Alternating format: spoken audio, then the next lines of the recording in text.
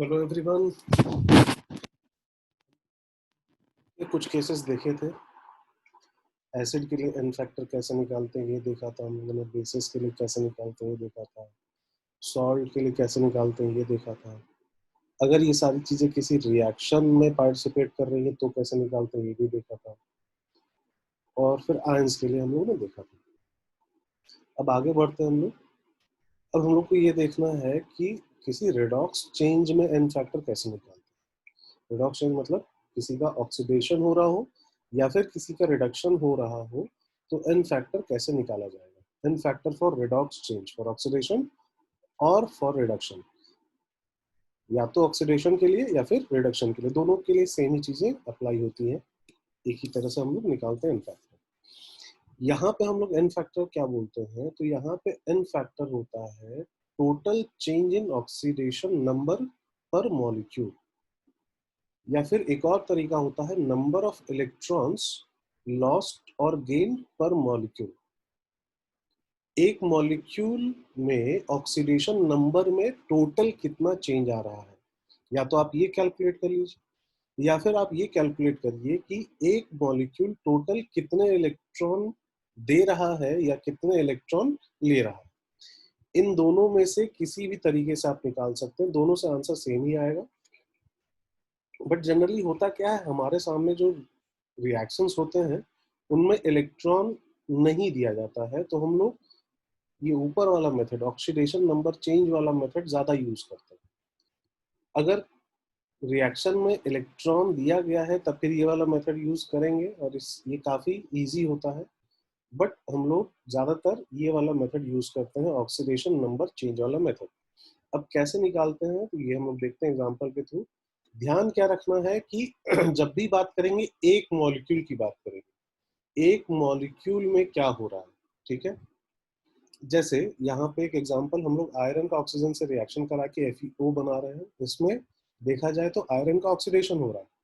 Iron जो पहले 0 oxidation state में था वो अब +2 ऑक्सीडेशन स्टेट में चला गया। आयरन का ऑक्सीडेशन हो गया। अगर हमें आयरन का एन फैक्टर निकालना है तो ये देखना है कि इसके एक मॉलिक्यूल, यहाँ पे मॉलिक्यूल नहीं यहाँ पे एटम है, तो यहाँ पे एक एटम में कितना चेंज आ रहा है ऑक्सीडेशन नंबर में। और हम लोग ये देख रहे हैं कि 0 से +2 हुआ है तो यानी कि 2 का चेंज आया है, तो इसके लिए एन फैक्टर 2 हो जाएगा। ठीक वैसे ही आयरन और ऑक्सीजन का ही रिएक्शन करा के Fe2O3 बना रहे हैं हम लोग। तो Fe2O3 बना रहे हैं तो यहाँ आयरन 0 में था, चला गया +3 में, तो एक आयरन में 3 यूनिट का चेंज आ रहा है ऑक्सीडेशन नंबर में, एक आयरन एटम में, तो यहाँ पे एन फैक्टर हो जाएगा 3। ध्यान क्या रखना है, जिसका निकालना है एन फैक्टर उसके एक मॉलिक्यूल को देखना है। एक मॉलिक्यूल में कितना चेंज हो रहा है ऑक्सीडेशन नंबर में। अगर एक मॉलिक्यूल में एक ही एटम है तो उसी के लिए निकाल देंगे।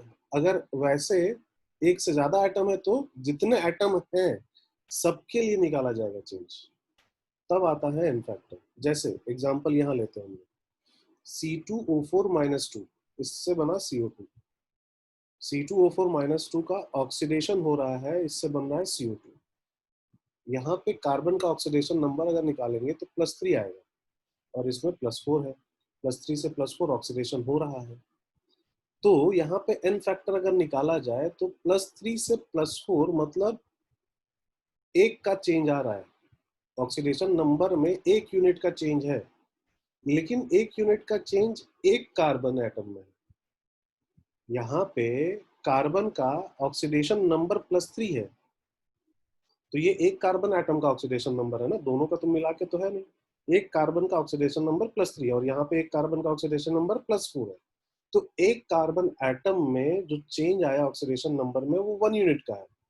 और हमें इसके लिए अगर एन फैक्टर निकालना है ऑक्सलेट आयन के लिए, C2O4-2 आयन के लिए, तो इसके एक मॉलिक्यूल में 2 कार्बन एटम हमें दिख रहे हैं। एक कार्बन एटम में 1 यूनिट का चेंज आ रहा है तो 2 कार्बन एटम में 2 यूनिट का चेंज आ जाएगा, इसलिए इसका एन फैक्टर 2 हो जाएगा। तो ये चीज समझ में आ रही होगी यहाँ से कि जितने एटम्स होते हैं पूरे मॉलिक्यूल में उन सबके लिए टोटल चेंज निकालना है। वही चीज यहाँ लिखी गई है कि एक कार्बन में एक का चेंज है, बट C2O4-2 के एक मॉलिक्यूल में 2 कार्बन एटम है, तो 2 के लिए चेंज 2 का हुआ, इसलिए एन फैक्टर C2O4-2 का 2 होगा।